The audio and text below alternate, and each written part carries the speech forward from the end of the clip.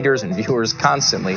Blaze TV cuts through the clutter. Defund the police. I mean, are you serious right now? From the studio. You need to know what's going on. You need to know about this. To the streets. We are out here in Kenosha, Wisconsin, in front of one of several structure fires. We are news and entertainment. I am your president, Donald J. Trump. Politics. Everything that the left wants to perpetuate, they use Black America to do it. Opinion. The DNC just strikes people as deeply corrupt. Nothing will stop the Democrats' march towards socialism. No mainstream media gatekeepers or big tech overlords. Just conservative hosts. Can we go just a little bit lighter on the communism? With conservative values. The gospel's always there in the forefront. All the time. Free yourself from the mainstream media. We need your support, or our voices will be silenced. Start watching today. Sign up now at blazetv.com.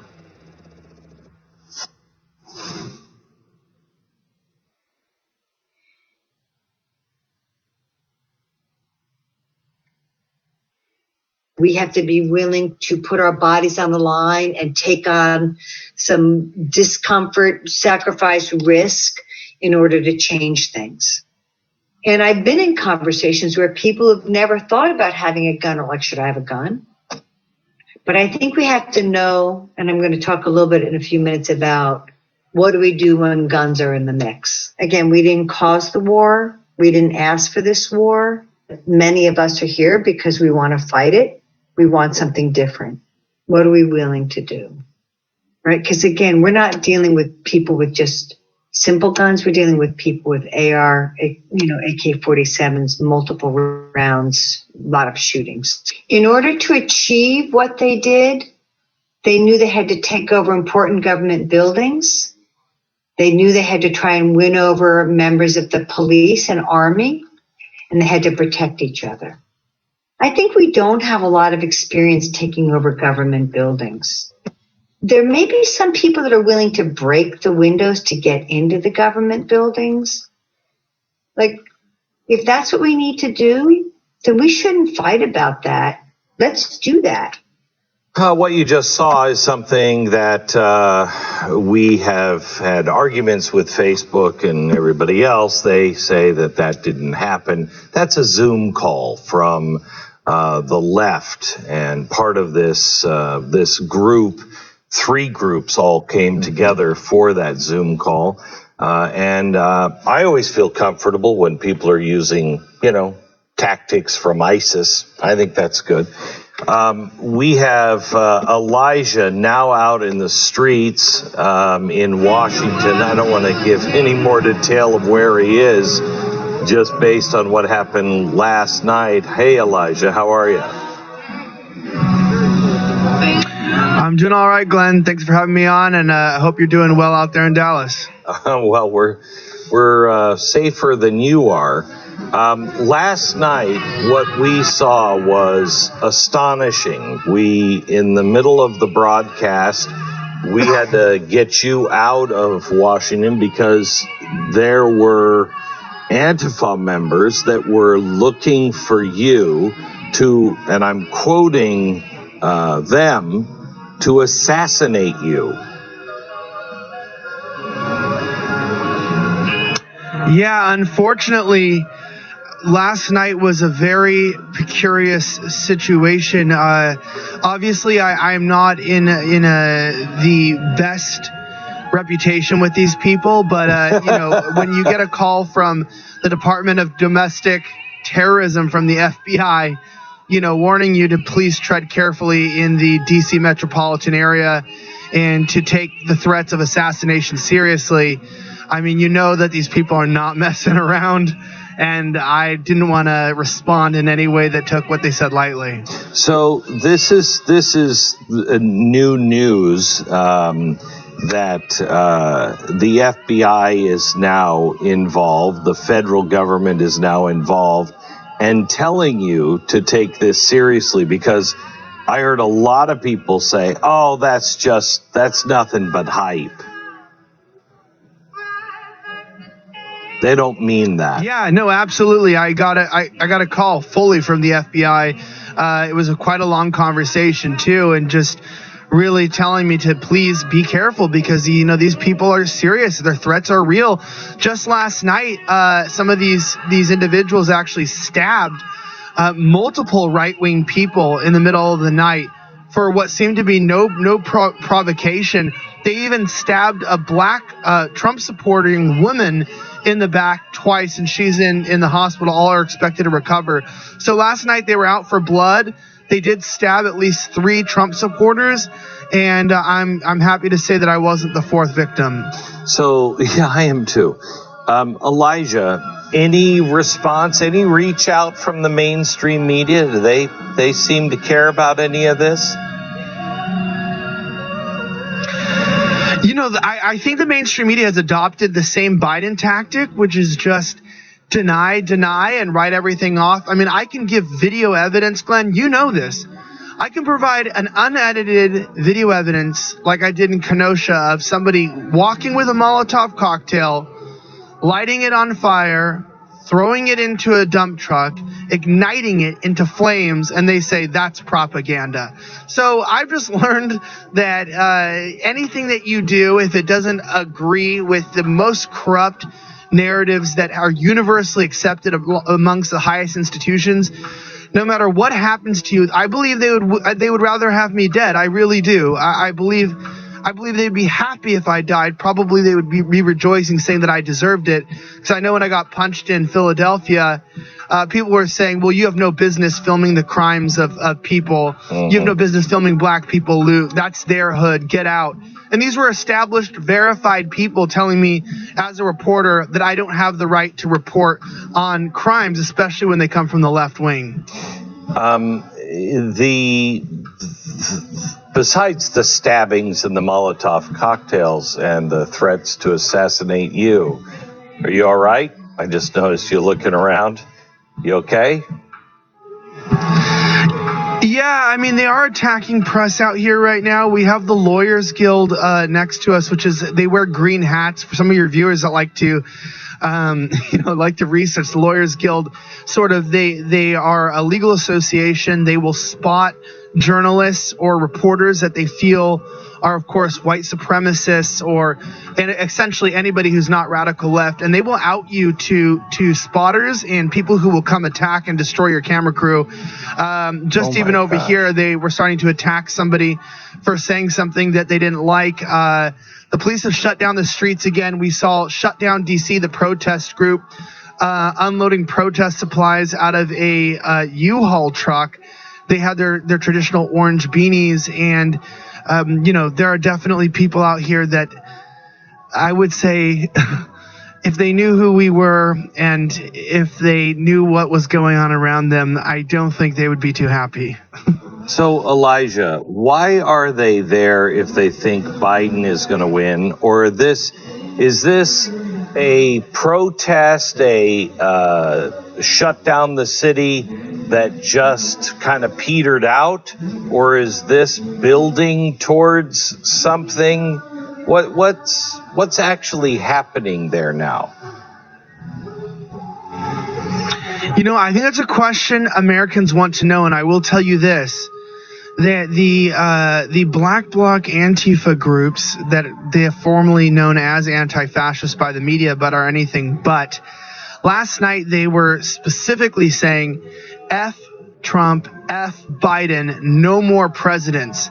So they're full on anarchy. They're not going to be stopped. And I actually believe, since the far left radical Democrats in these large cities have sanctioned their violence, whether intentionally or unintentionally, that we're going to see an escalation away from actual damage and riots and more into actual physical attacks. I think they're boosting up to try to assassinate people, realizing that police may not intervene. And overall, these other groups shut down D.C.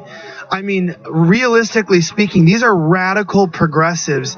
And Biden is a corporate Democrat sellout. Yes, he could be removed from office. Yes, people say Kamala could get into power. I'm sure of it. I know Bernie and the squad are trying to radicalize him, but none of that's a guarantee. At this point, Biden is not far enough left for the emerging terror cells and radical ideologies that are coming out of these groups, and I do not see their unrest stopping, at least for some time, even with a Biden presidency. Thank you so much. I appreciate it, Elijah. Please stay safe. Please, as I say to you every time, listen to the Spirit. If it tells you to get out, get out. Promise me that again. I will, and I thank you, and I thank Jesus. I really believe that he's on our side, and I think God is with us, then who can be against us? Yeah, thank you. We have to work to be on the side of Jesus. I think he's on all men's sides. Thank you so much, Elijah. All right, when we come back, I'm going to go back to Steve and David, and we're going to talk about what happens next, what the polls are what they're actually coming up with, and how do we get the facts out, and what comes next if no one's willing to defend those facts or stand up. We do that in just about 60 seconds. Blurry-eyed from last night, but we want to give you the information that you need. I want to thank you so much, sincerely. You know what's happening in the mainstream media, and honestly, when you have the talent on Fox saying, "Come on, guys, we're calling that." We're entering a different world, and we can't thank you enough for being a subscriber to Blaze TV. We work really hard to get it right and to not just report on the news, but to tell you what's coming. Tell you the news, tell you what it means to you, and then here's what's coming in the future. And you know that if you've been a regular watcher of mine. You can join the Blaze TV now at blazetv.com/Glenn. Join our ever-growing family now, because we are not going to sit down. We are not going to shut up.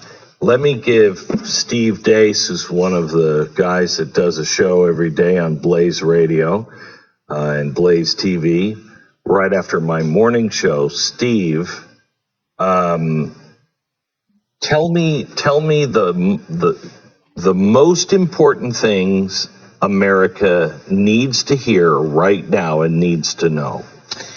That the same people that are reporting you your election results are the same people that provided you a bunch of fake and damaged and corrupt models to shut your country down for the last 7 months. For COVID. That they tried to tell you that a very serious virus was Captain Trips in the end of the world. And they presented their untested models, even the Imperial College model that says right at the beginning, we have no idea how the virus is spread, and then proceeds to tell you how you should shut your life down based on the spread of a virus that they don't know how it's spread. And it's the same kind of quote unquote reporting you're seeing in this election. And it leads to results like in Michigan yesterday at 4 a.m., there was a dump of about 139,000 votes. That was 100% for Joe Biden. 100%. So what? And this happened 2 more times in Pennsylvania. In a rural county in Michigan, Antrim County, about 25,000 people live there. Donald Trump won this county by 30 points 4 years ago.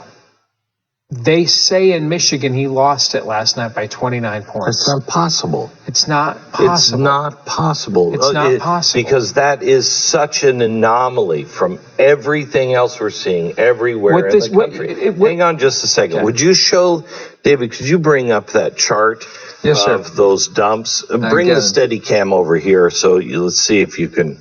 You have it on your phone, or I do. I've got it coming up here. Because this is quite amazing. If you look at these charts, you will see how the votes are being counted, and then all of a sudden there's a straight line up. Look at this. Show David's. There is a straight line up. This is the linear voting. So as the night went, you can see how it went up. The Republicans got ahead of Democrats. When I left at 2 o'clock last night, there was a good margin there. Felt really good about it. Then suddenly you see a straight vertical jump. And in 1 second in time, it goes straight up. And to amplify what Steve said, not only was they all 100% Biden votes, they didn't even include the Senate vote. I mean, John James was still ahead of Trump because they didn't vote for Democrat senator on it. So whatever these ballots were, only punched the top apparently, and nothing else below it. That's not a Democrat voter that does that. And nobody made a mistake. Nobody, remember and nobody voted, not one vote for Donald Trump. Not one mistake. It doesn't happen. Remember, we had to have a recount in Florida because a bunch of Nimrods in Palm Beach County accidentally voted for Pat Buchanan instead of Al Gore. Remember because of that. Yep. Yes. And so somehow no one accidentally voted for the wrong candidate. No one voted for the Libertarian. No one voted accidentally for Donald Trump. Well, the whole thing is ridiculous. It's impossible to believe that 100% of any group of ballots came in for only one guy. Nobody else, not one other person voted. Let me show this chart too, if I can, because you see this is in Wisconsin. The same thing happened. It's a more vivid jump because they have a smaller state population-wise. So what you see on this one is the same kind of a jump, and blow it up there a little bit, linear across. Look at the size of that jump that happened about 6:30 in the morning, and it went straight through the roof. Again, not down ballot stuff. It's just all there. And they say, oh, yeah, that was just a count that came. No, that's not how the counts come in. It's a linear line. That's what the flow line is. It's completely different. I remember I came back here in May when states first started to open up. And I did so because I wanted to show my audience, hey, I'm going to practice what I preach. I'm telling you, I think if you are healthy and take precautions, it's safe. So I jumped on a plane. I was like one of the three people on a plane.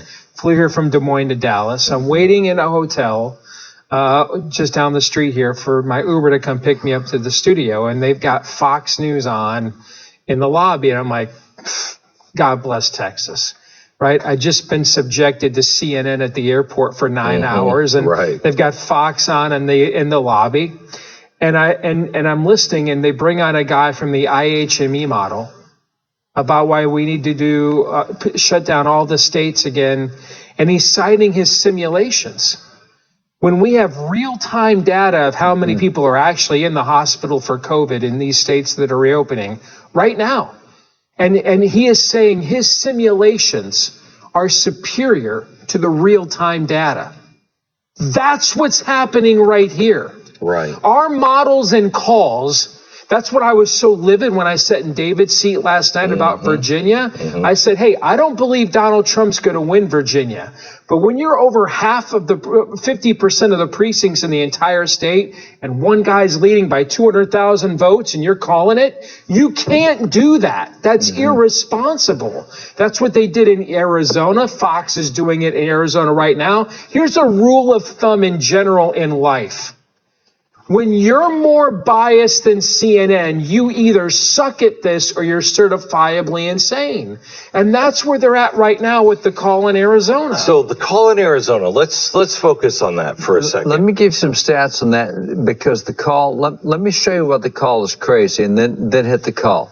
So this is this morning, as of last night, this is what Trump guy's attorney said this morning. Last night in Maricopa County, we won 62% of the election day votes that came in. So that we expect to win. Maricopa County. And that's the liberal part. That's the city. That's the blue part. Got it. So they got 62%. They said in Arizona, they said there are still about 500,000 votes waiting to be counted. We expect to win between 2 out of 3 and 7 out of 10 of the rest of these ballots. We expect to win Arizona by 30,000 votes. They think Arizona will join the president's column. So that's the numbers they have. And anybody that was crunching numbers, we were crunching numbers last night too. Well, I mean, we called several races. The media refused to call it. Tell us. It was real clear.